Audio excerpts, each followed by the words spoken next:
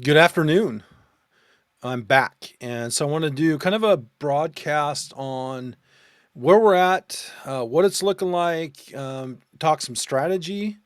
I've spent a good portion of the day kind of talking about and talking to different senators, representatives, just to try to get a lay of the land up there and to kind of figure out, what our next move is and how we continue to move forward in this process. And so there's some things that we should be focusing on, and I'm going to talk about them. And so I'm letting kind of all my computers start up, and we'll get into it. So I hope you guys are having a good day, and we'll just kind of, I'm going to refresh my screen, and we'll get into it.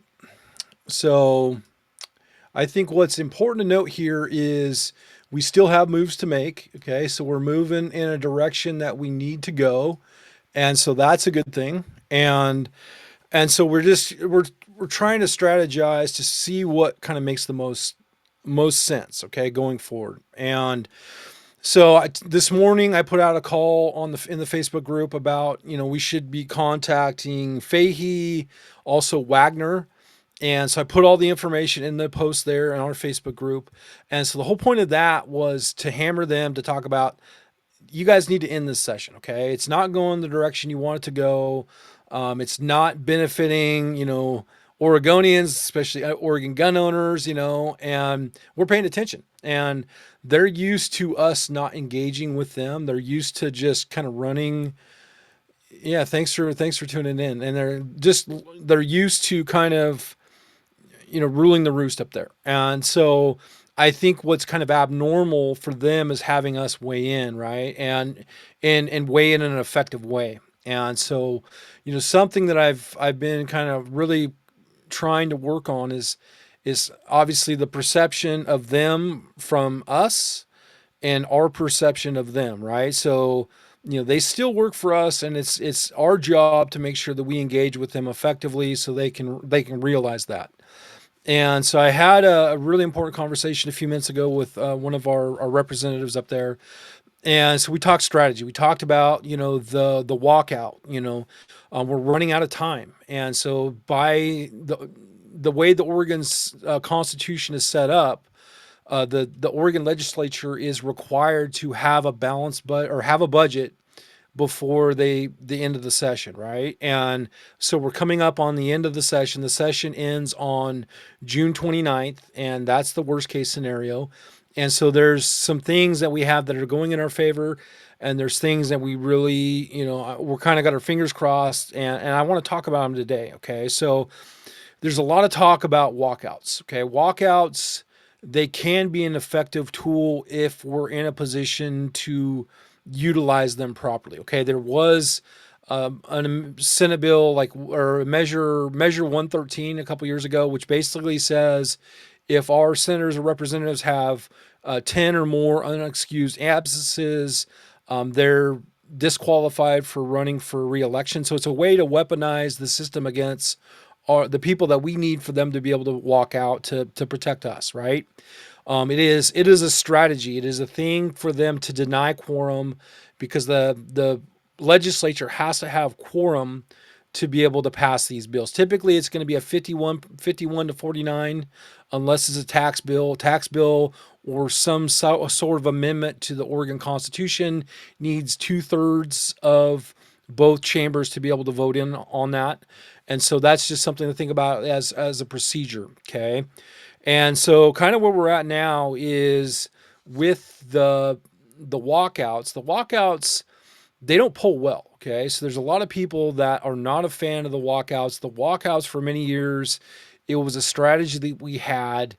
It wasn't very popular, but it was the only thing that we had. And so basically what they would do is they would just walk out, they would deny quorum, and then that would put them in a position where they could come back, and then we can kind of talk in a more civil tone about all the different moving parts that are going on. It could be a tax bill, it could be something else that's in the Oregon legislature that they're trying to get through.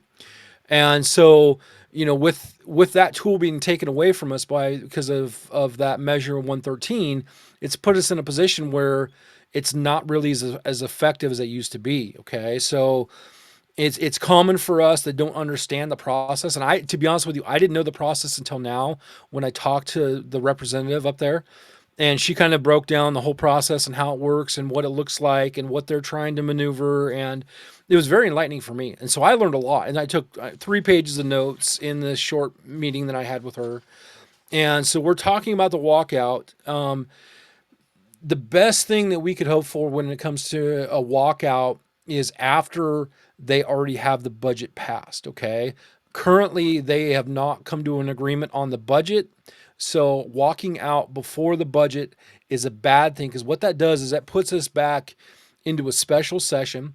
And the way it was explained to me today is with that special session, there's no guardrails. Okay. So they can literally do whatever they want for us, however long to do it, because there's no constitutional protection for us as gun owners, right? So, currently in the long session, they have a definitive date when they have to be out of the building. It's in the Constitution, so we have some protection there. So in a special session or a short session, there's no time constraints. They can literally they could propose any kind of legislation. They don't have to let anything die. Just keep it going in indefinite until they get everything that they want. Okay, and it was kind of my thought that they would do it kind of out of spite, because our side is kind of taking the football and going home. So something to think about there. So I learned a lot about the walkout process, and so could be an effective tool if used appropriately. And so at this point, I'm not advocating a walkout. What I'm advocating is, because we still got time, we're still making moves, is we start hammering the Senate and Representative Democrats, right? They need to hear from us, especially if you're in their district. Okay, really, really important is what I'll do is in this video, I'll put the comment or in the comments the link where you can go and look up your representative. So you basically put in your zip code, it'll tell you who your senator is, who your representative is, and that way you can contact them directly and say, hey, this is a bad bill. We don't want any part of this. We request you say no. Okay. And so that's where you have to understand, what we're looking at right now. And this is all strategy, right? They're trying to do what they can with the tools that they have. One thing that was brought up is the fact that Julie Fahey, which I made a call out earlier to contact her office, is she's not wanting to budge on these anti-gun bills. Okay, so one thing to think about for us as gun owners is every session there's going to be an anti-gun bill. Okay, the reason they do that, and this is from my meeting just a few minutes ago, is they're super popular for Senate or Representative Democrats. It is a slam dunk. They put up an anti-gun bill, no matter how bad it is, no matter how egregious it is, it does really well with their constituents. Okay, and so that's where we have to understand we're going to continue to be beat until we start showing up, and we have to show up. We have to vote. We have to help our candidates keep their seats. We got to help them in their election, their reelection, and so, or getting involved ourselves. You could start with the city council. You could start with the county board of commission. You could start at the Oregon state legislature. But the whole point is we need more people to get involved, right? We need our side to be able to put forth our candidates. And so that's something that's really, really important to note here is we only lose because we don't get involved. And so that was kind of the message that I got in that meeting. And I know that it's hard. I mean, we're trying to raise families. We're trying to pay taxes. We're trying to keep ourselves out of jail because all these anti-gun laws. And so it's hard to engage civically, and I get it.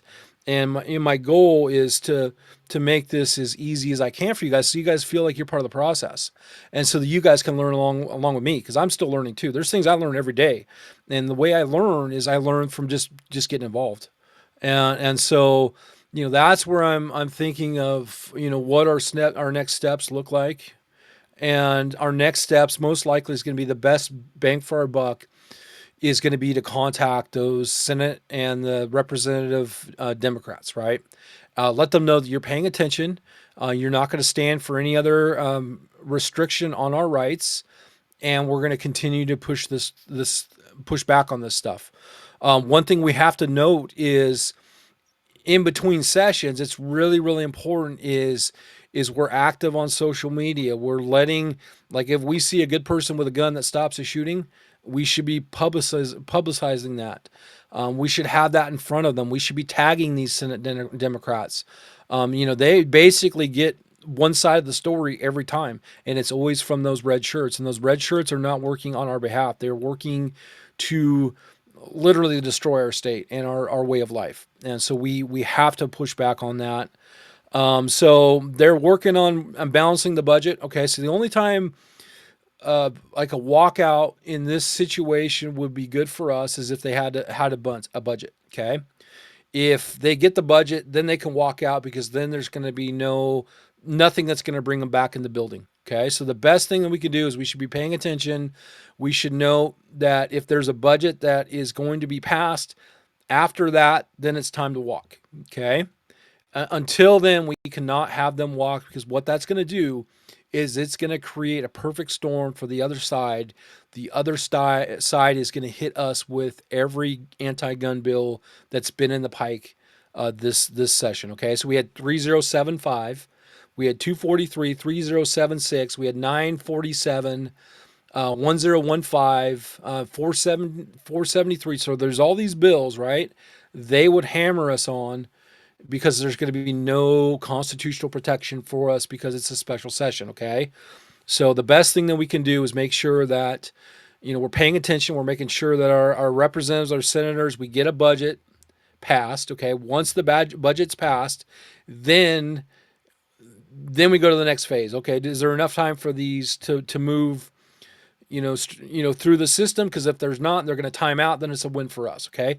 If there's still enough time and they're going to try to hammer these anti-gun bills through, then it would be appropriate to encourage the walkout. Okay. So that's the only time I'm going to get behind a walkout is because they've already got the budget. They don't have the budget yet. Okay. So that's just something to think about. I'm not going to endorse a walkout.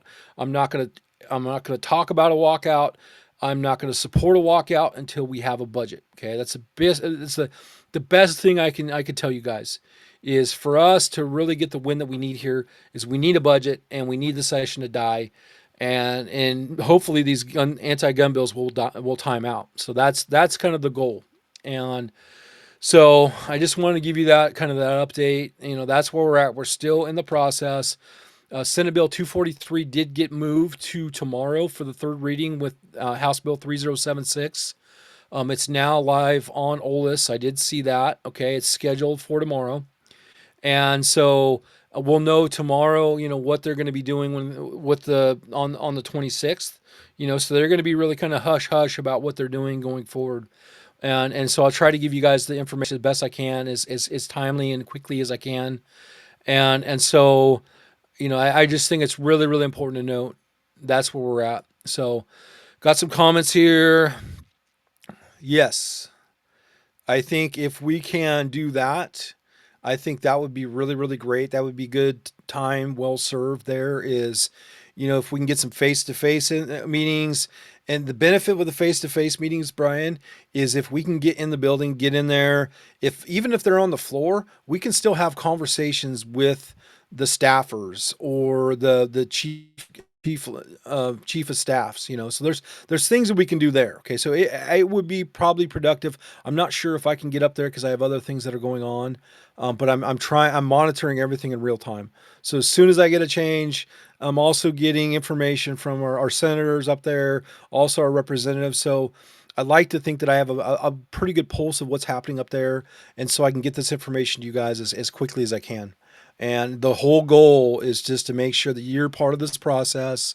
We have calls to action. The calls to action right now would be to contact all Democrats up there, let them know that you're in opposition of this bill, of House Bill 3076, Senate Bill 243. Those are a no-go for you. I really think that, and 3076 has the furthest road to travel, just because of where they're at in the process. And if the process is, it's going to get the third reading tomorrow, which is when they'll vote on it if it doesn't get pushed to the next day, because they still have bills that they're working on from previous days. And so then it would have to go, the Senate would have to be in session on the other side for them to receive the bill. Okay. So they have to receive the bill. If they can't receive the bill, then they lose a day. Okay. Days are what's the most important right now. Okay. So if we can punt something to the next day, that's going to take a day off the clock. That is our friend right now. Okay. It's really important to note that. Okay. So next up is 3076. 3076, it gets the third reading tomorrow. If it is passed out, obviously the Senate would have to be in session on the other side for them to receive it, okay?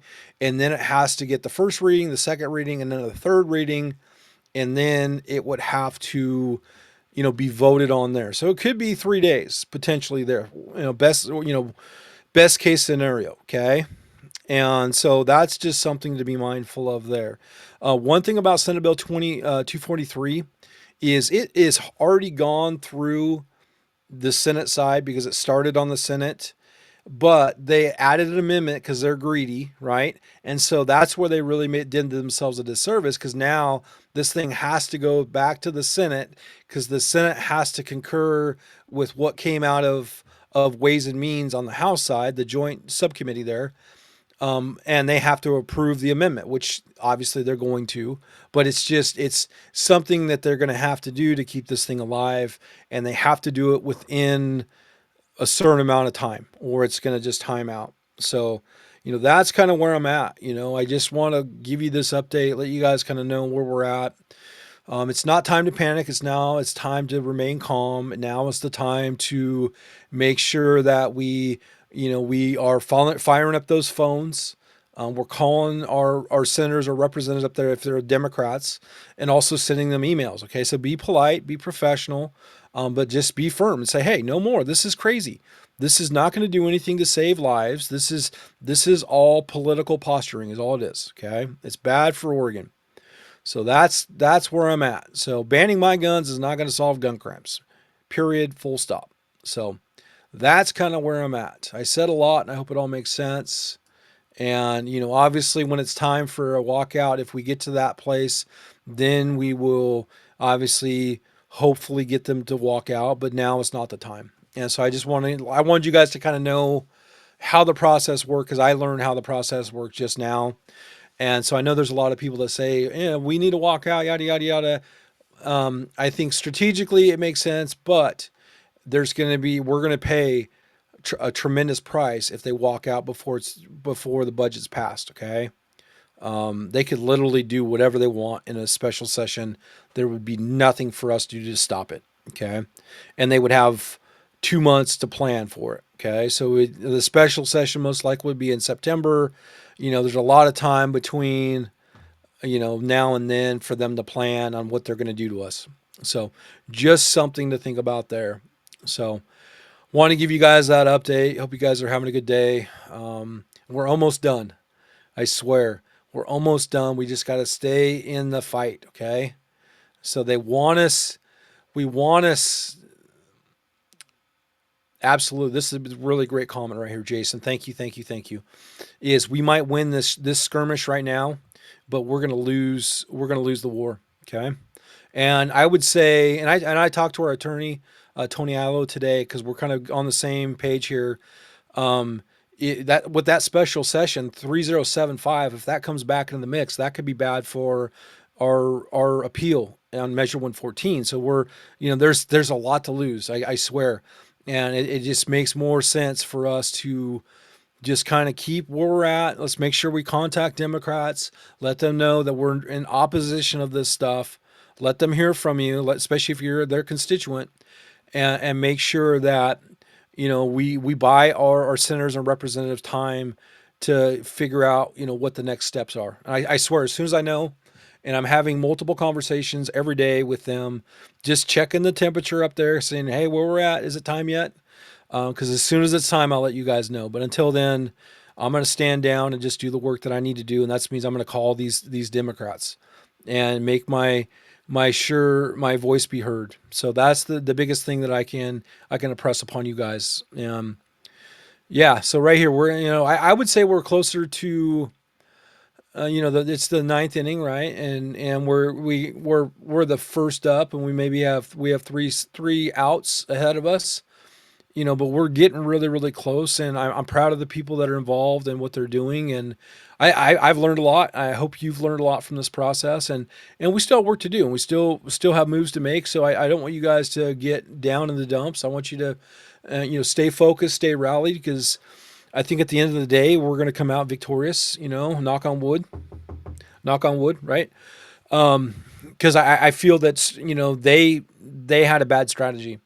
And I feel that, obviously this is me being super optimistic. Obviously things change quickly up there, as we know. And I don't want to eat crow, but I feel just procedurally the way things are looking is all signs are pointing towards they're going to run out the clock and they're going to run out of time. So don't quote me on that, but that's just what my gut is telling me.